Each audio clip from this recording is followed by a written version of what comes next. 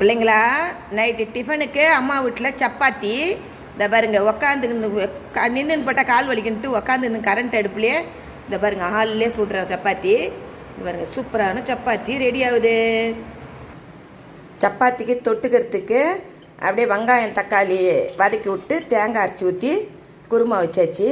காய் எதுவும் கிடையாது, காய் இல்லாமையே வெங்காயம் தக்காளி போட்டு குருமா வச்சாச்சு. அம்மா வீட்டில் அது சப்பாத்திக்கும் இந்த குருமாவுக்கும் சூப்பராக இருக்கும். இந்த பாருங்கள், உங்களுக்கு பார்த்தா தெரியும், அருமையாக இருக்கும்.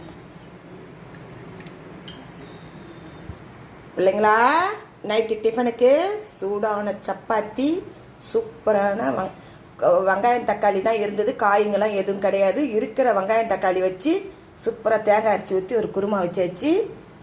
உக்காந்துக்கினே அப்படியே டிவி பார்த்துக்கினே உக்காந்துக்கினே சப்பாத்தி சுட்டாச்சு. ஈஸியாக டிஃபனு நைட்டுக்கு ரெடி ஆகிடுச்சி. சூடான சப்பாத்தி, சூப்பரான குருமா.